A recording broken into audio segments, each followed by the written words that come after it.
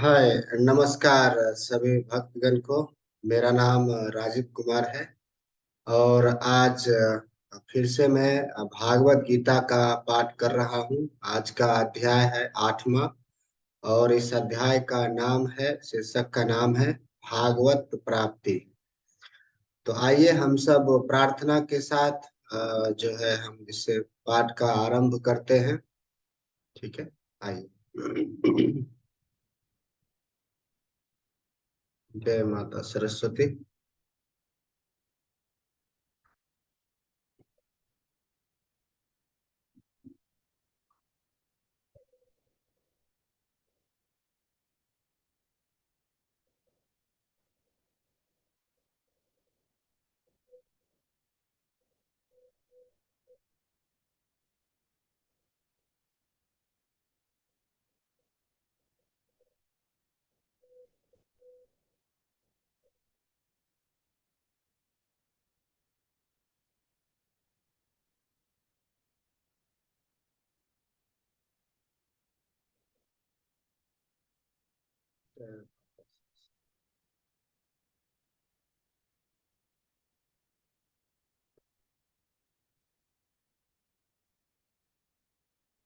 आइए पहले प्रार्थना कर लेते हैं भगवान श्री कृष्ण से। हे प्रभु, आज मैं फिर से गीता का, श्रीमद् भागवत गीता का पाठ कर रहा हूँ। आपसे प्रार्थना करता हूँ कि आज फिर से आप हमें सहायता करें। श्रीमद् भागवत गीता के श्लोक का पाठ अच्छे से करूं, उसका अर्थ अच्छे से समझूं और उसका तात्पर्य भी अच्छे से समझूं और अपने जीवन में इस ज्ञान का लाभ उठाऊं। आइए आरंभ करते हैं। यहाँ पर अर्जुन श्री भगवान कृष्ण से कहते हैं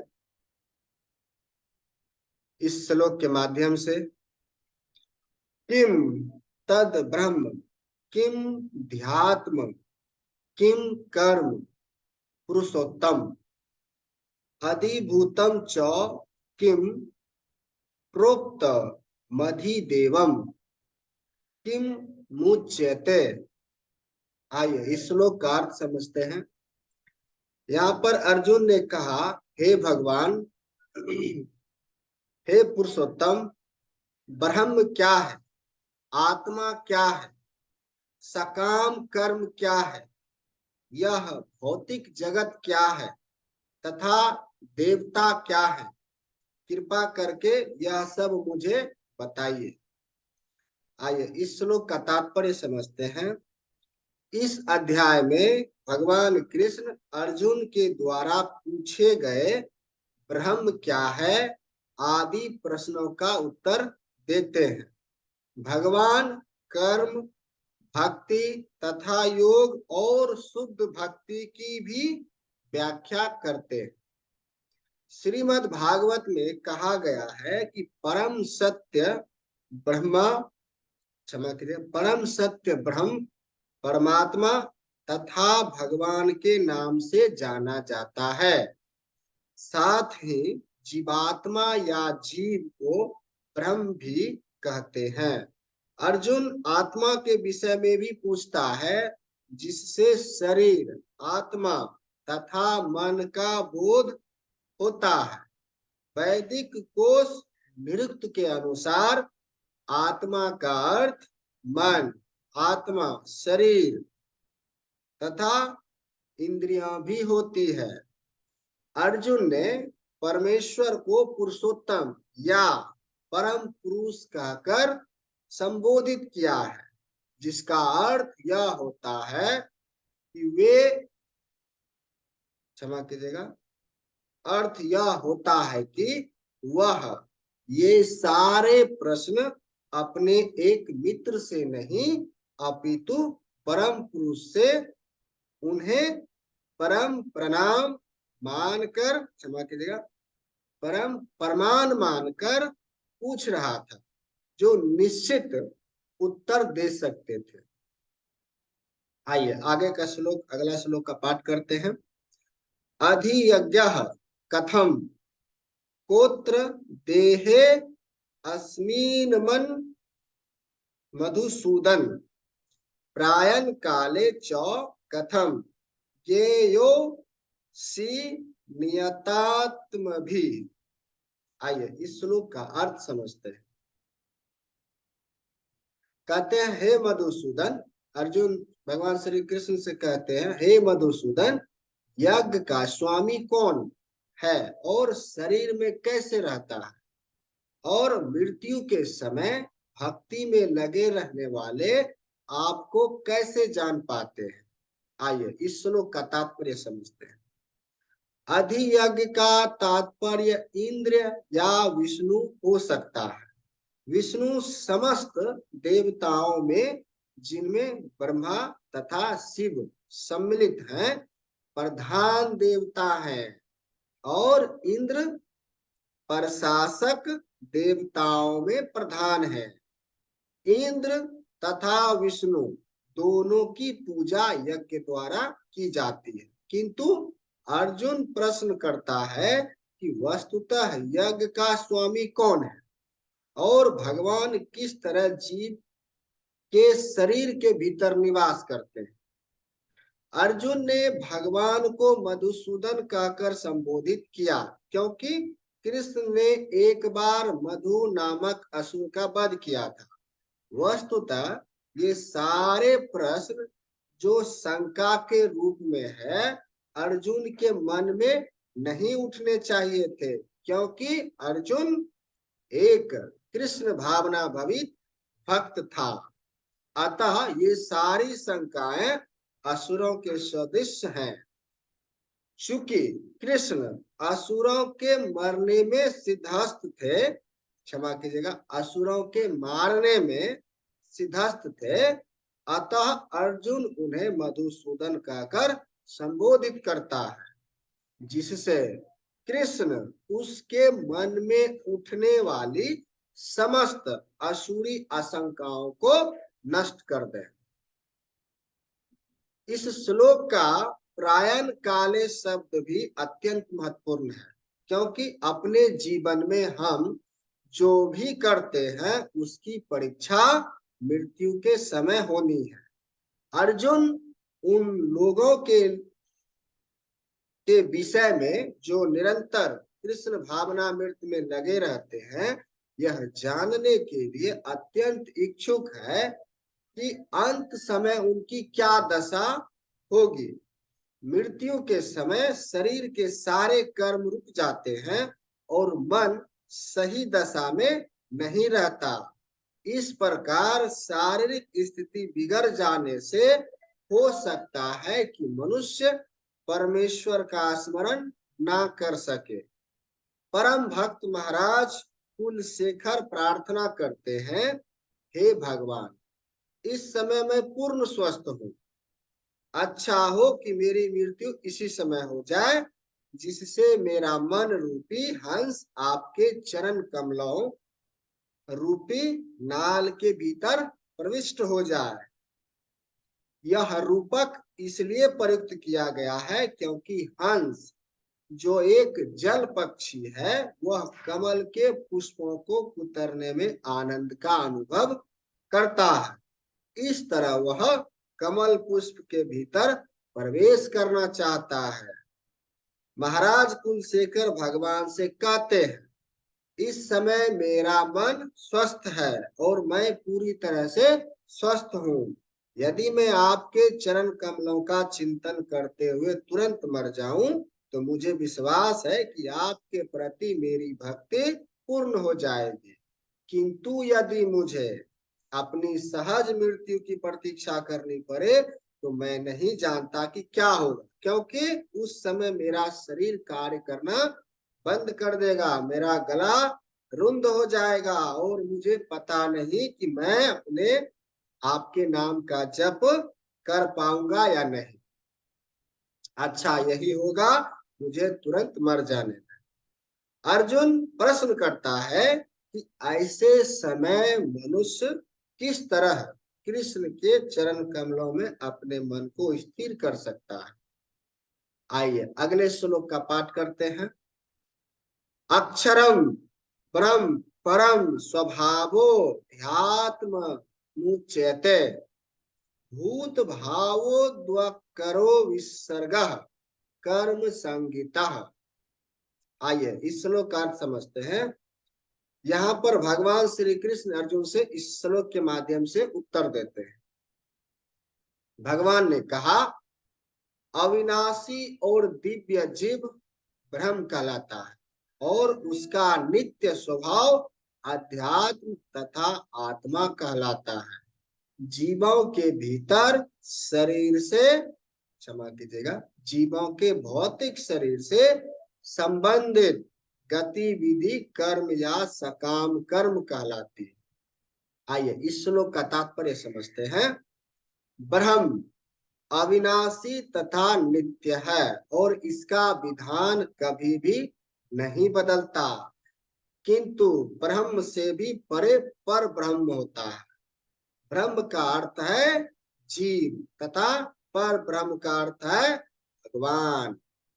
जीव का स्वरूप भौतिक जगत में उसकी स्थिति से भिन्न होता है। भौतिक चेतना में उसका स्वभाव पदार्थ पर प्रभुत्व जताना है, किंतु आध्यात्मिक चेतना या कृष्ण भावनामृत में उसकी स्थिति परमेश्वर की सेवा करना है। जब जीव भौतिक चेतना में होता है तो उसे इस संसार में विभिन्न प्रकार के शरीर धारण करने पड़ते हैं। यह भौतिक चेतना के कारण कर्म अथवा विविध सृष्टि कहलाता है। वैदिक साहित्य में जीव को जीवात्मा तथा ब्रह्म कहा जाता है, किंतु उसे कभी परब्रह्म नहीं कहा जाता। जीवात्मा विभिन्न स्थितियां ग्रहण करता है। कभी वह अंधकार पूर्ण भौतिक प्रकृति से मिल जाता है और पदार्थ को अपना स्वरूप मान लेता है, तो कभी वह पूरा आध्यात्मिक प्रकृति के साथ मिल जाता है। इसीलिए वह परमेश्वर की तटस्थता शक्ति कहलाता है। भौतिक या आध्यात्मिक प्रकृति के साथ अपनी पहचान के अनुसार ही उसे भौतिक या आध्यात्मिक शरीर प्राप्त होता है। भौतिक प्रकृति में वह 84 लाख योनियों में से कोई भी शरीर धारण कर सकता है, किंतु आध्यात्मिक प्रकृति में उसका एक ही शरीर होता है। भौतिक प्रकृति में वह अपने कर्म के अनुसार कभी मनुष्य रूप में प्रकट होता है तो कभी देवता, पशु, पक्षी आदि के रूप में प्रकट होता है। स्वर्ग लोक की प्राप्ति तथा वहां का सुख भोगने की इच्छा से वह कभी कभी यज्ञ संपन्न करता है, किंतु जब उसका पुण्य क्षीण हो जाता है तो वह पुनः मनुष्य रूप में पृथ्वी पर वापस आ जाता है। यह प्रक्रिया कर्म कहलाती है। छंदोग्य उपनिषद में वैदिक यज्ञ अनुष्ठानों का वर्णन मिलता है। यज्ञ की वेदी में 5 अग्नियों को 5 प्रकार की आहुतियां दी जाती है। ये 5 अग्नियां स्वर्गलोक, बादल, पृथ्वी, मनुष्य तथा स्त्री रूप मानी जाती है और श्रद्धा, सोम, वर्षा, अन्न तथा वीर्य, ये 5 प्रकार की आहुतियां हैं। यज्ञ प्रक्रिया में जीव अभिष्ट स्वर्ग लोकों की प्राप्ति के लिए विशेष यज्ञ करता है और उन्हें प्राप्त करता है। जब यज्ञ का पुण्य क्षीण हो जाता है तो जीव पृथ्वी पर वर्षा के रूप में उतरता है और अन्न का रूप ग्रहण करता है। इस अन्न को मनुष्य खाता है, जिससे यह वीर्य में परिणित होता है, जो स्त्री के गर्भ में जाकर फिर से मनुष्य का रूप धारण करता है। यह मनुष्य पुनः यज्ञ करता है और पुनः वही चक्र चलता है। इस प्रकार जीव शाश्वत रीति से आता है और जाता रहता है, किंतु कृष्ण भावना भावित पुरुष ऐसे यज्ञों से दूर रहता है। वह सीधे कृष्ण भावनामृत ग्रहण करता है और इस प्रकार ईश्वर के पास वापस जाने की तैयारी करता है। भागवत गीता के निर्विशेषवादी भाष्यकार बिना कारण के कल्पना करते हैं कि इस जगत में ब्रह्म जीव का रूप धारण करता है और इसके समर्थन में गीता के 15वें अध्याय के 7वें श्लोक को उद्धृत करते हैं। किंतु इस श्लोक में भगवान जीव को मेरा शाश्वत अंश भी कहते हैं। भगवान का यह अंश जीव भले ही भौतिक जगत में आ गिरता है, किंतु परमेश्वर अच्युत कभी नीचे नहीं गिरता। अतः यह विचार कि ब्रह्म जीव का रूप धारण करता है, ग्रह नहीं, यह स्मरण रखना होगा कि वैदिक साहित्य में ब्रह्म जीवात्मा को पर ब्रह्म परमेश्वर से पृथक माना जाता है। आइए अगले श्लोक का पाठ करते हैं। अधिभूतम क्षरो भावः पुरुषाच्च आदि यगो हमेवात्र देहे देहभूताम वर। आइए इस श्लोक का अर्थ समझते हैं। हे देहधारी, क्षमा कीजिएगा, हे देहधारियों में श्रेष्ठ, निरंतर परिवर्तनशील यह भौतिक प्रकृति अधिभूत भौतिक अभिव्यक्ति कहलाती है। भगवान का विराट रूप जिसमें सूर्य तथा चंद्र जैसे समस्त देवता सम्मिलित हैं अधिदेव कहलाता है तथा प्रत्येक देहधारी हृदय में परमात्मा स्वरूप स्थित में परमेश्वर अधियज्ञ यज्ञ का स्वामी कहलाता हूं। आइए इस श्लोक का तात्पर्य समझते हैं। यह भौतिक प्रकृति निरंतर परिवर्तित होती रहती है। सामान्यतः भौतिक शरीरों को 6 अवस्थाओं से निकलना होता है। वे उत्पन्न होते हैं, बढ़ते हैं, कुछ काल तक रहते हैं, कुछ गौण पदार्थ उत्पन्न करते हैं, क्षीण होते हैं और अंत में विलुप्त हो जाते हैं। यह भौतिक प्रकृति अधिभूत कहलाती है। यह किसी निश्चित समय में उत्पन्न की जाती है और किसी निश्चित समय में विनष्ट कर दी जाती है। परमेश्वर के विराट स्वरूप की धारणा जिसमें सारे देवता तथा उनके लोग सम्मिलित हैं अधिदेवत कहलाती है। प्रत्येक शरीर में आत्मा परमात्मा का वास होता है। क्षमा कीजिएगा, प्रत्येक शरीर में आत्मा सहित परमात्मा का वास होता है जो भगवान कृष्ण का अंश स्वरूप है। यह परमात्मा अधियज्ञ कहलाता है और हृदय में स्थित होता है। इस श्लोक के प्रसंग में एवं शब्द अत्यंत महत्वपूर्ण है क्योंकि उसके द्वारा भगवान बल देकर कहते हैं कि परमात्मा उनसे भिन्न नहीं है। यह परमात्मा प्रत्येक आत्मा के पास आसीन है और आत्मा के कार्यकल्पों का साक्षी है तथा आत्मा की विभिन्न चेतनाओं का उद्गम है। यह परमात्मा प्रत्येक आत्मा को मुक्त भाव से कार्य करने की छूट देता है और उसके कार्यों पर निगरानी रखता है। परमेश्वर के इन विविध स्वरूप के सारे कार्य उस कृष्ण भावना भवित भक्त को स्वतः स्पष्ट हो जाते हैं जो भगवान की दिव्य सेवा में लगा रहता है। अधिदेवत नामक भगवान के विराट स्वरूप का चिंतन उन नव दीक्षितों के लिए है जो भगवान के परमात्मा स्वरूप तक नहीं पहुंच पाते।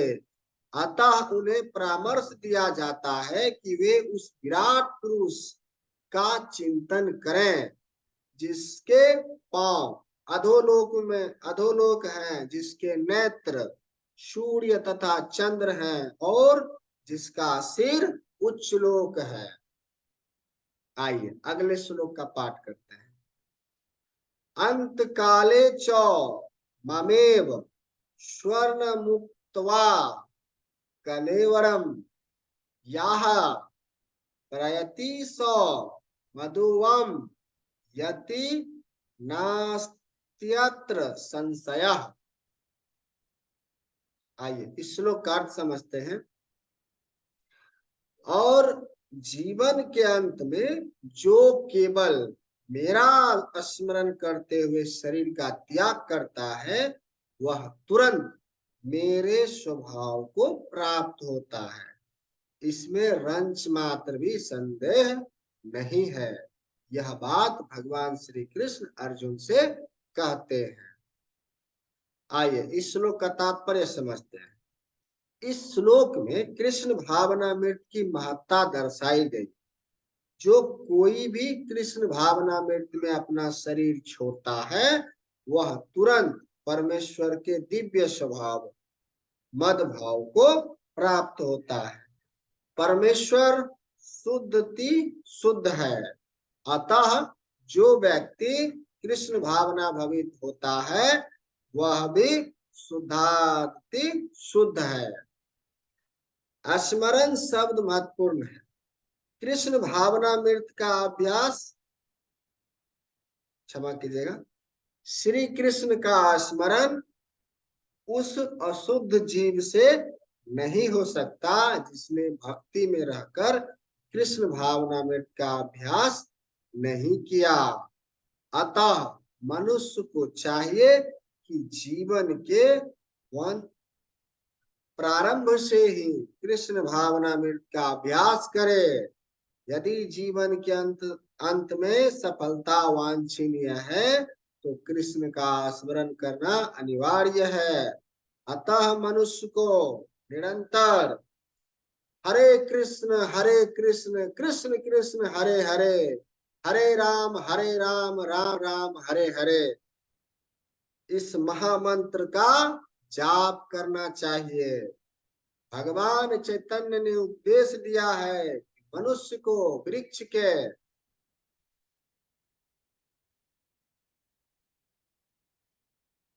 समान सहिष्णु होना चाहिए। तरोरीव हिष्णुना, हरे कृष्ण कृष्ण कृष्ण हरे हरे, हरे राम राम राम हरे हरे का जप करने वाला व्यक्ति को अनेक व्यवधानों का सामना करना पड़ सकता है, तो भी इस महामंत्र का जप करते रहना चाहिए, जिससे जीवन के अंत समय कृष्ण भावनामृत का पूरा लाभ प्राप्त हो सके। आइए अगले श्लोक का पाठ करते हैं। यम यम वापि स्मरण भावम त्याज त्यन्ते कलेवरम तम तम तमेवेति कौन्तेय सदा तदाव भावितः। आइए इस श्लोक का अर्थ समझते हैं। यहाँ पे भगवान श्री कृष्ण अर्जुन से कहते हैं, हे कुंती पुत्र, शरीर त्यागते समय जिस मनुष्य, क्षमा कीजिएगा, शरीर त्यागते समय मनुष्य जिस जिस भाव का स्मरण करता है, वह उस भाव को निश्चित रूप से प्राप्त होता है। आइए इस श्लोक का अर्थ समझते हैं। यहाँ पर मृत्यु के समय अपना स्वभाव बदलने की बदलने की विधि का वर्णन है। जो व्यक्ति अंत समय कृष्ण का चिंतन करते हुए शरीर त्याग करता है, उसे परमेश्वर का दिव्य स्वभाव प्राप्त होता है। किंतु यह सत्य नहीं है कि यदि कोई मृत्यु के समय कृष्ण के अतिरिक्त और कुछ सोचता है, तो उसे भी दिव्य अवस्था प्राप्त होती है। हमें इस बात पर विशेष ध्यान देना चाहिए, तो फिर कोई मन की सही अवस्था में किस प्रकार मरे। महापुरुष होते हुए भी महाराज भरत ने मृत्यु के समय एक हिरण का चिंतन किया, अतः अगले जीवन में हिरण के शरीर में उनका देहांतर हुआ। यद्यपि हिरण के रूप में उन्हें अपने विगत कर्मों की स्मृति थी, किंतु उन्हें पशु शरीर धारण करना ही पड़ा। निसंदेह मनुष्य के जीवन भर के विचार संचित होकर मृत्यु के समय उसके विचारों को प्रभावित करते हैं। अतः इस जीवन से उसका अगला जीवन बनता है। अगर कोई इस जीवन में सतोगुणी होता है और निरंतर कृष्ण का चिंतन करता है, तो संभावना यही है कि मृत्यु के समय उसे कृष्ण का स्मरण बना रहे। इससे उसे कृष्ण के दिव्य स्वभाव को प्राप्त करने में सहायता मिलेगी। यदि कोई दिव्य रूप से कृष्ण के, क्षमा कीजिएगा, दिव्य रूप से कृष्ण की सेवा में लीन रहता है, तो उसका अगला शरीर दिव्य आध्यात्मिक ही होगा, भौतिक नहीं।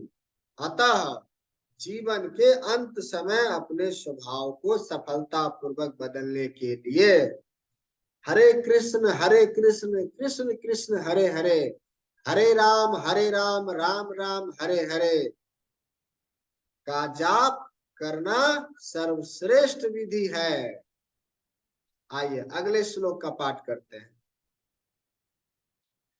तस्मात् वर्षु कालेषु मम नुस्मर युद्ध युध्य च मय प्रति मनोबुद्धि ममर्मे वैश्य संशय। आइए इस श्लोक का अर्थ समझते हैं। अतएव हे अर्जुन, तुम्हें सदैव कृष्ण रूप में मेरा चिंतन करना चाहिए और साथ ही युद्ध करने के कर्तव्य को भी पूरा करना चाहिए। अपने कर्मों को मुझ में समर्पित करके तथा अपने मन एवं बुद्धि को मुझ में स्थिर करके तुम निश्चित रूप से मुझे प्राप्त कर सकोगे। आइए इस श्लोक का तात्पर्य समझते हैं। अर्जुन को दिया गया यह उपदेश भौतिक कार्यों में व्यस्त रहने वाले समस्त व्यक्तियों के लिए बड़ा महत्वपूर्ण है। भगवान यह नहीं कहते कि कोई अपने कर्तव्यों को त्याग दे।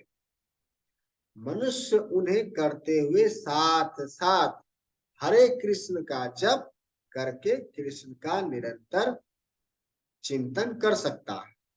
इससे मनुष्य भौतिक कलमश से मुक्त हो जाएगा और अपने मन तथा बुद्धि को कृष्ण में प्रवृत्त करेगा।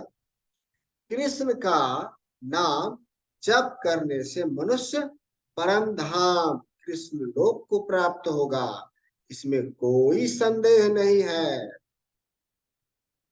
आइए अगले श्लोक का पाठ करते हैं। अभ्यास योग युक्तैन चेतसा नान्यागामिना परम पुरुषम दिव्यम यति पार्थानु चिंतयन। आइए इस श्लोक का अर्थ समझते हैं।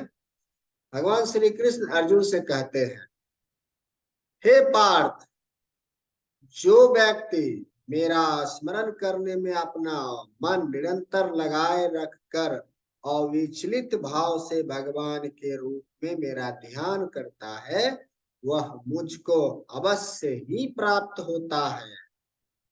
आइए इस श्लोक का अर्थ समझते हैं। इस श्लोक में भगवान कृष्ण अपने स्मरण किए जाने की महत्ता पर बल देते हैं। महामंत्र हरे कृष्ण का जाप करने से कृष्ण की स्मृति हो जाती है। भगवान के शब्दोच्चार, ध्वनि के जप तथा श्रवण के अभ्यास से मनुष्य के कान, जीभ तथा मन व्यस्त रहते हैं। इस ध्यान का अभ्यास अत्यंत सुगम है और इससे परमेश्वर को प्राप्त करने में सहायता मिलती है। क्रूसम का अर्थ भोक्ता है। यद्यपि सारे जीव भगवान की तटस्थता शक्ति है, किंतु वे भौतिक कलमश से युक्त है। वे स्वयं को भोक्ता मानते हैं, जबकि वे होते नहीं। यहाँ पर स्पष्ट उल्लेख है कि भगवान ही अपने विभिन्न स्वरूपों तथा नारायण, वासुदेव आदि स्वांशों के रूप में परम भोक्ता है। आइए, भक्त हरे कृष्ण का जाप करके अपनी पूजा के लक्ष्य परमेश्वर का उनके किसी भी रूप नारायण, कृष्ण, राम आदि का निरंतर चिंतन कर सकता है। ऐसा करने से वह शुद्ध हो जाता है और निरंतर जप करते रहने से जीवन के अंत में वह भागवत धाम को जाता है। योग अंतःकरण के परमात्मा का ध्यान है। इसी प्रकार हरे कृष्ण के जप द्वारा मनुष्य अपने मन को परमेश्वर में स्थिर करता है। मन चंचल है, अतः आवश्यक है कि मन को बलपूर्वक कृष्ण चिंतन में लगाया जाए।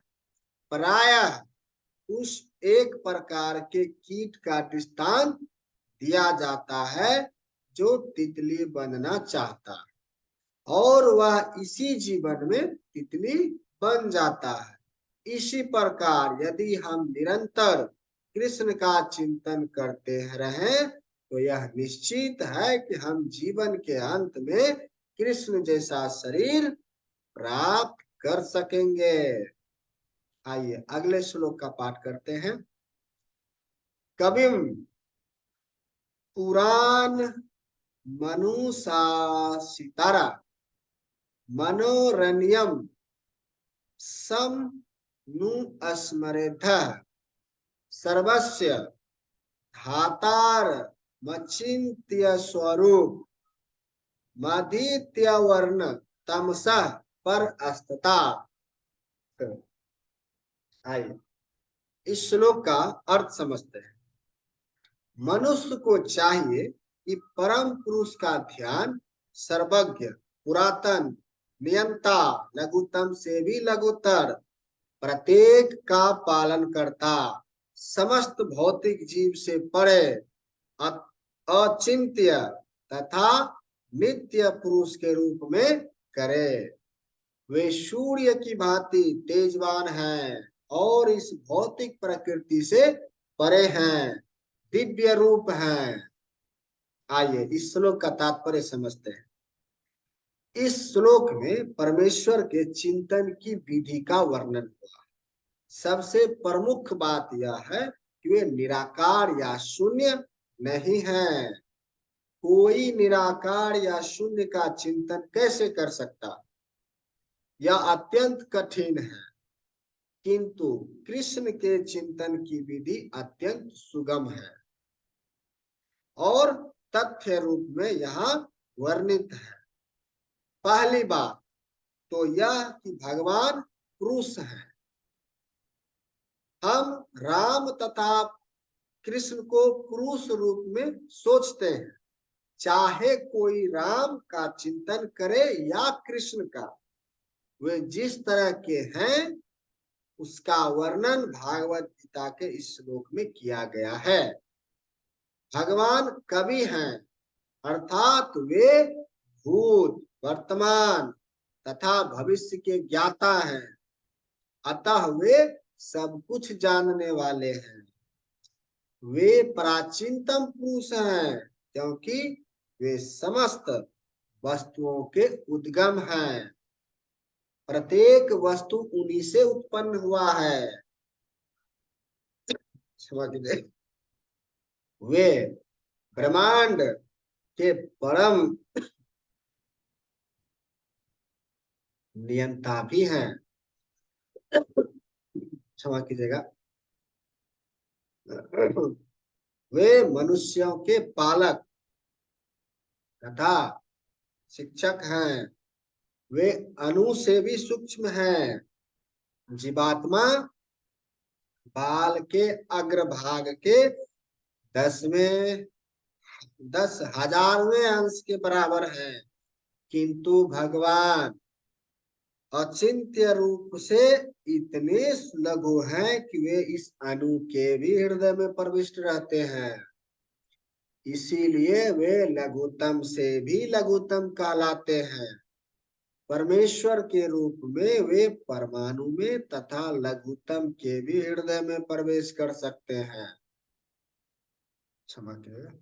और परमात्मा रूप में उसका नियंत्रण करते हैं। इतना लघु होते हुए भी वे सर्वव्यापी हैं और सबों का पालन करने वाले हैं। उनके द्वारा इन लोकों का धारण होता है। प्रायः हम आश्चर्य करते हैं कि ये विशाल लोक किस प्रकार वायु में तैरते रहे हैं, क्षमा कीजिएगा, तैर रहे हैं।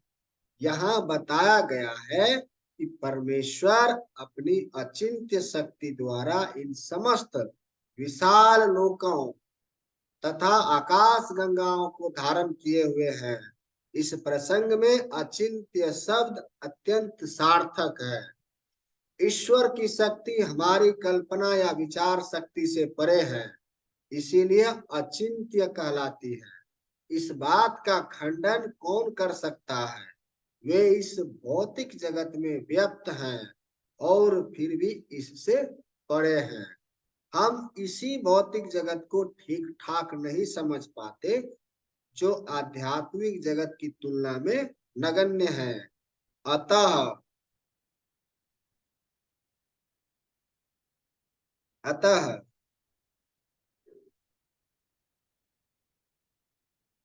तुलना में नगण्य है, तो फिर हम कैसे जान सकते हैं कि इसके परे क्या है?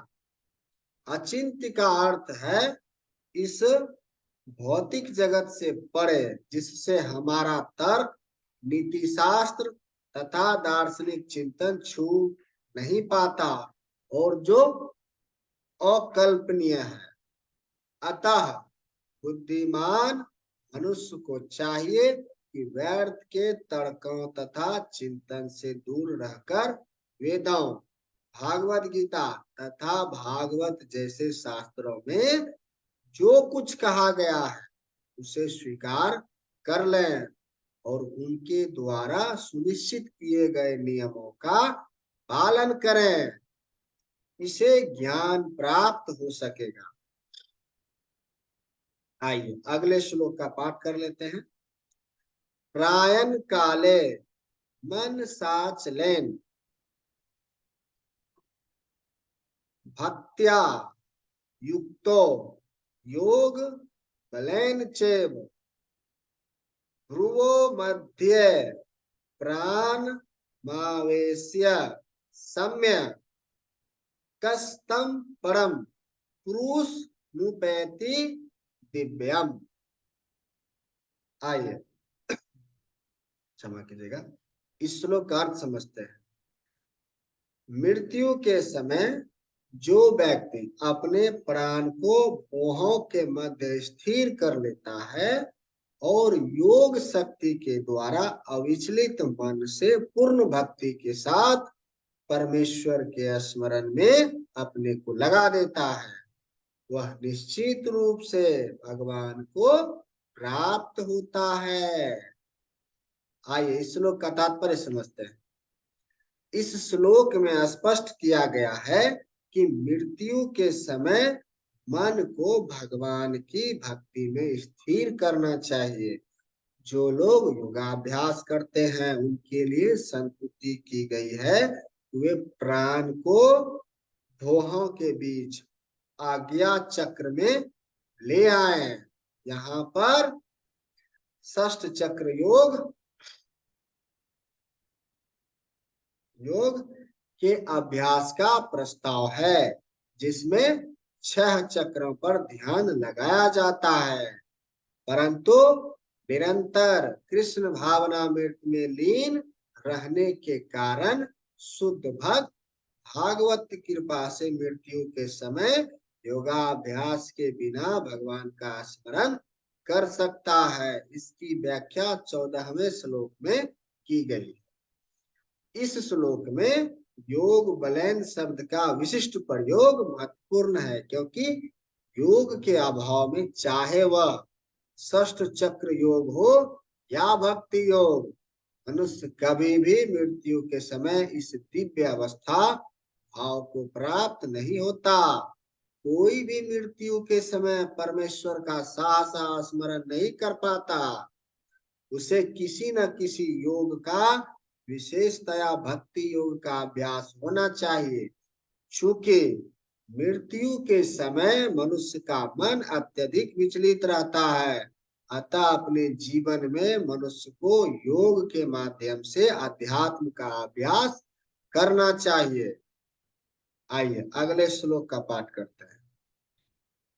यद क्षरम वेद विदो वदन्ति विशांति यद तयो वितरगा यदि चंतो ब्रह्मचर्य चरन्ति तते पदम षड्ग्रहेण प्रवच्य।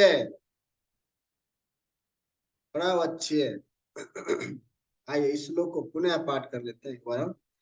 यद क्षरम वेद विदो वदन्ति विशन्ति यद तयो वीतरगा यदि चछन्तो ब्रह्मचर्य चरन्ति तते पदम षड्ग्रहेण प्रवच्य। आइए इस श्लोक का अर्थ समझते हैं। जो वेदों के ज्ञाता है, जो ओमकार का उच्चारण करते हैं और जो संन्यास आश्रम के बड़े बड़े मुनि हैं, वे ब्रह्म में प्रवेश करते हैं। ऐसी सिद्धि की इच्छा करने वाले ब्रह्मचर्य व्रत का अभ्यास करते हैं। अब मैं तुम्हें यह विधि बताऊंगा जिससे कोई भी व्यक्ति मुक्ति लाभ कर सकता है। यह बात भगवान श्री कृष्ण अर्जुन से कहते हैं। आइए इस श्लोक का तात्पर्य समझते हैं। श्री कृष्ण अर्जुन के लिए षष्ठ चक्र योग की विधि का अनुमोदन कर चुके हैं, जिसमें प्राण को भौहों में, क्षमा कीजिएगा, भौहों के मध्य स्थिर करना होता है, यह मानकर कि हो सकता है अर्जुन को षष्ठ चक्र योग अभ्यास ना आता हो। कृष्ण अगले श्लोक में इस विधि बताते हैं, इसकी विधि बताते हैं। भगवान कहते हैं ब्रह्म यद्यपि अद्वितीय है, किंतु उसके अनेक स्वरूप होते हैं। विशेषतया निर्विशेषवादियों के लिए अक्षर या ओंकार ब्रह्म है। कृष्ण यहाँ पर निर्विशेष ब्रह्म के विषय में बता रहे हैं, जिसमें सन्यासी प्रवेश करते हैं। ज्ञान की वैदिक पद्धति में छात्रों को प्रारंभ से गुरु के पास रहने से ब्रह्मचर्य व्रत का पालन करते हुए ओंकार का उच्चारण तथा परम निर्विशेष ब्रह्म की शिक्षा दी जाती है। इस प्रकार वे ब्रह्म के 2 स्वरूपों से परिचित होते हैं। क्षमा कीजिएगा, यह प्रथा छात्रों के आध्यात्मिक जीवन के विकास के लिए अति आवश्यक है, किंतु इस समय ऐसा ब्रह्मचर्य जीवन, अविवाहित जीवन बिता पाना बिल्कुल संभव नहीं है। विश्व का सामाजिक ढांचा इतना बदल चुका है कि छात्र जीवन के प्रारंभ से ब्रह्मचर्य जीवन बिताना संभव नहीं है। यद्यपि विश्व में ज्ञान की विभिन्न शाखाओं के लिए अनेक संस्थाएं हैं, किंतु ऐसी मान्यता प्राप्त एक भी संस्था नहीं है जहां ब्रह्मचर्य के सिद्धांतों में शिक्षा प्रदान की जा सके। ब्रह्मचर्य के बिना आध्यात्मिक जीवन में उन्नति कर पाना अत्यंत कठिन है। अतः इस कलयुग के लिए शास्त्रों के आदेशानुसार भगवान चैतन्य ने घोषणा की है कि भगवान कृष्ण के पवित्र नाम हरे कृष्ण कृष्ण कृष्ण हरे हरे, हरे राम राम राम हरे हरे के जप के अतिरिक्त परमेश्वर के साक्षात्कार का कोई अन्य उपाय नहीं है। आइए अगले श्लोक का पाठ करते हैं।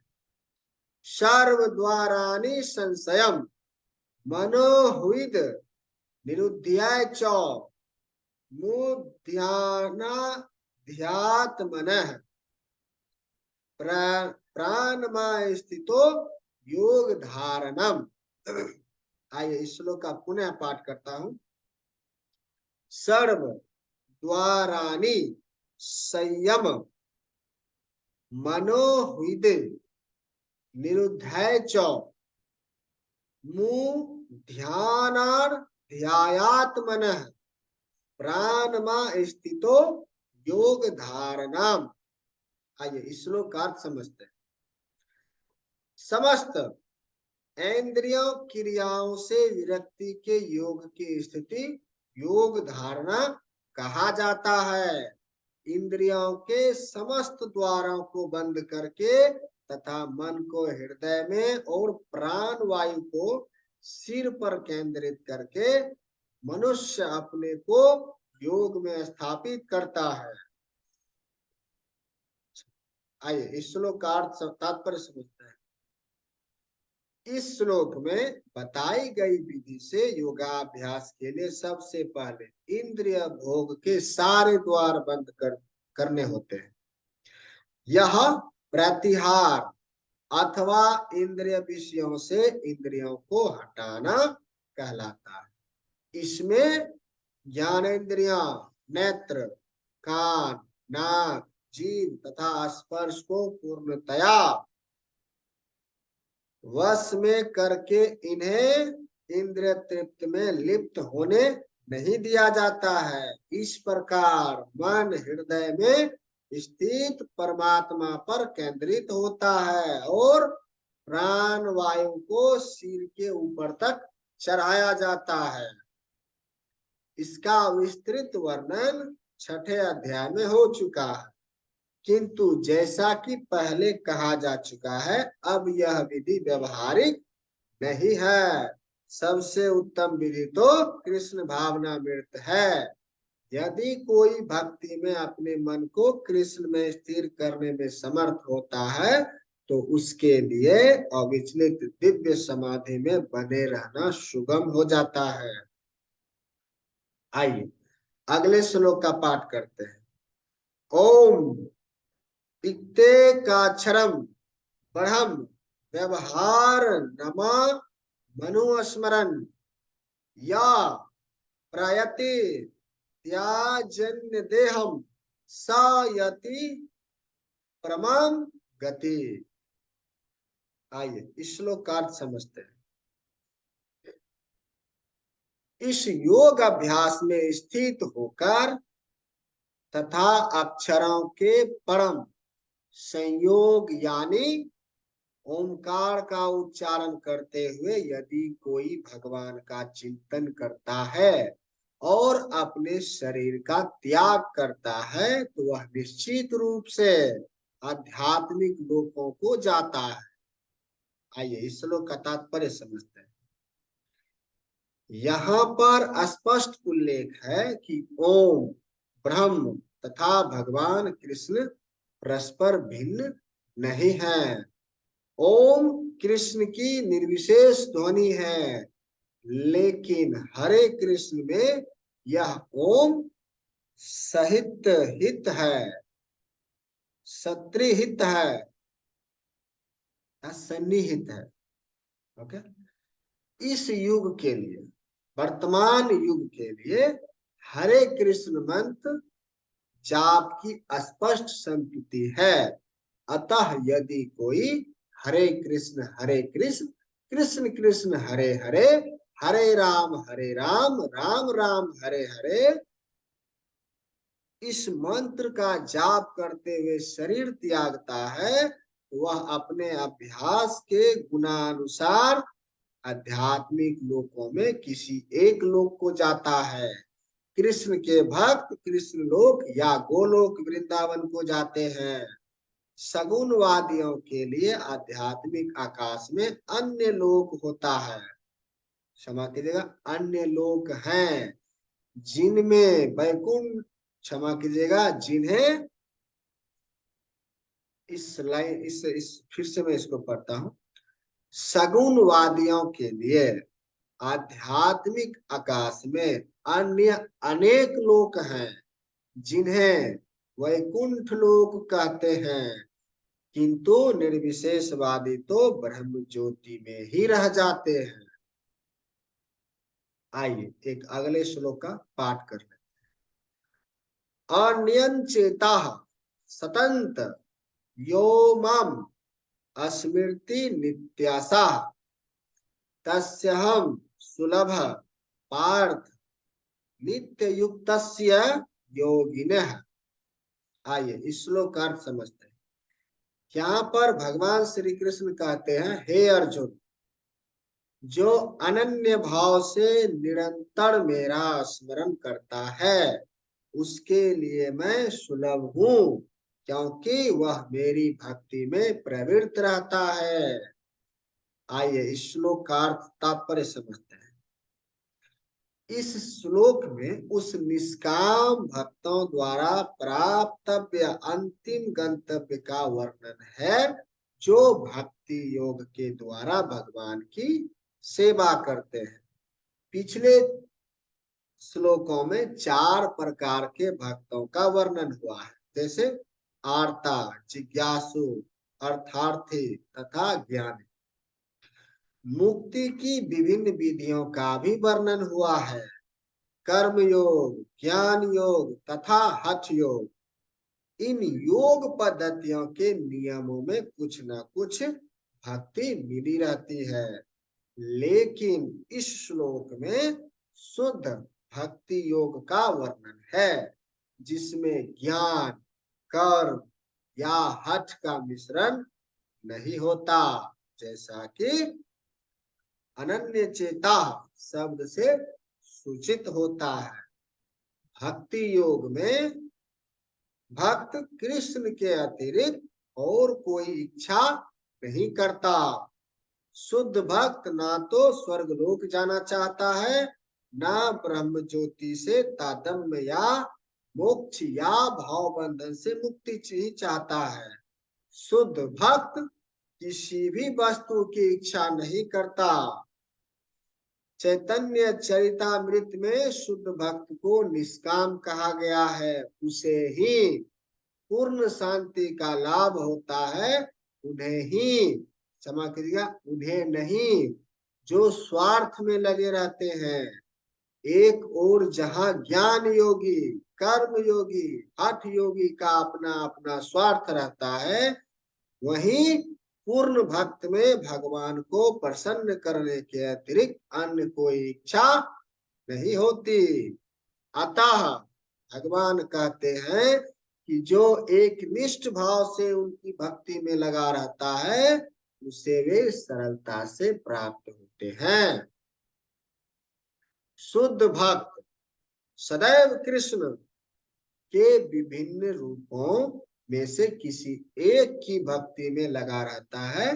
कृष्ण के अनेक स्वांश तथा अवतार हैं, यथा राम तथा नृसिंह, जिनमें से भक्त किसी एक रूप को चुनकर उसकी प्रेम भक्ति में मन को स्थिर कर सकता है। ऐसे भक्त को उन अनेक समस्याओं का सामना नहीं करना पड़ता जो अन्य योग के अभ्यासकर्ताओं को झेलनी पड़ती है। भक्ति योग अत्यंत सरल, शुद्ध तथा सुगम है। इसका शुभारंभ हरे कृष्ण जप से किया जा सकता है। भगवान सबों पर कृपालु हैं, किंतु जैसा कि पहले कहा जा चुका है, जो अनन्य, क्षमा कीजिएगा, जो अनन्य भाव से उनकी सेवा करते हैं वे उनके ऊपर विशेष कृपालु हो रहते हैं।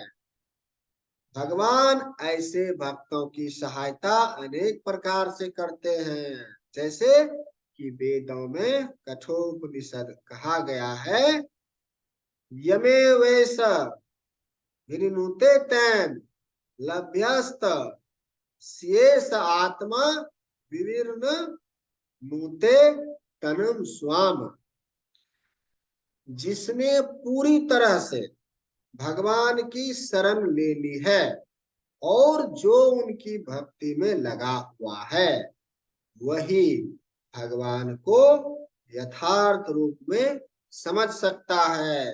तथा गीता में भी कहा गया है, ददामि बुद्धि योगम तम, ऐसे भक्त को भगवान की पर्याप्त बुद्धि, क्षमा कीजिएगा, ऐसे भक्त को भगवान पर्याप्त बुद्धि प्रदान करते हैं, जिससे वह उन्हें भागवत धाम में प्राप्त कर सके।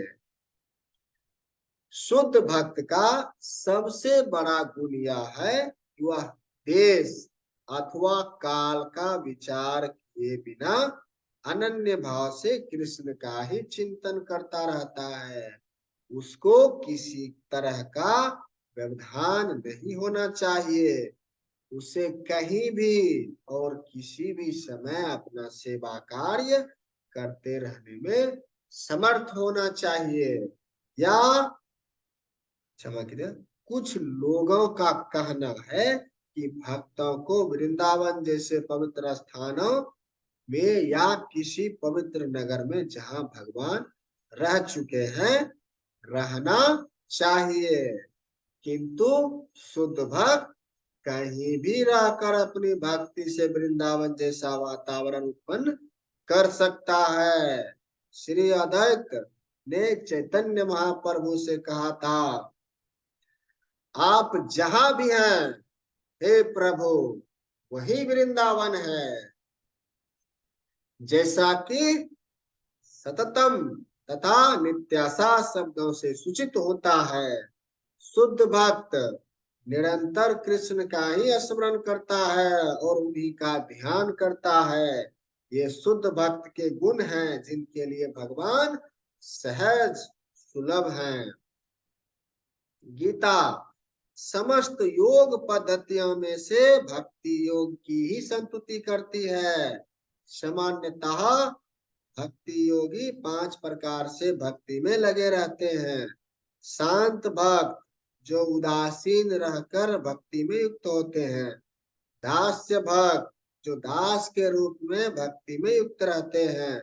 साख्य भक्त जो सखा के रूप में भक्ति में युक्त रहते हैं। वत्सल्य भक्त जो माता पिता की भांति भक्ति में युक्त रहते हैं। तथा माधुर्य भक्त जो परमेश्वर के साथ दाम्पत्य प्रेमी की भांति भक्ति में युक्त होते हैं। शुद्ध भक्त इनमें से किसी भी परमेश्वर की प्रेम भक्ति में युक्त होता है और उन्हें कभी नहीं भूल पाता, जिससे भगवान उसे सरलता से प्राप्त हो जाते हैं। जिस प्रकार शुद्ध भक्त क्षण भर के लिए भी भगवान को नहीं भूलता, उसी प्रकार भगवान भी अपने शुद्ध भक्त को क्षण भर के लिए नहीं भूलते।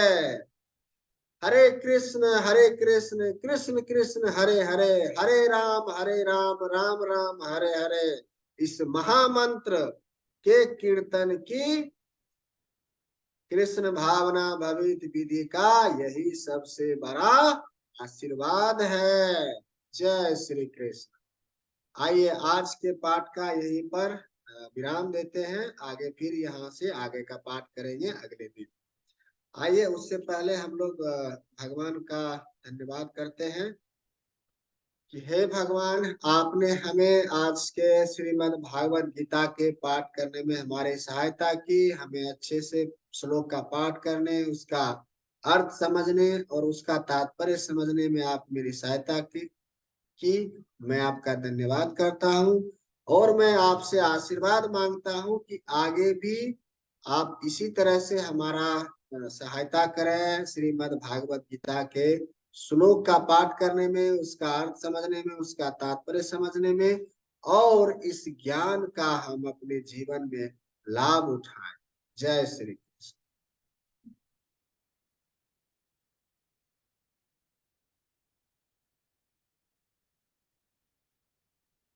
जय माता सरस्वती।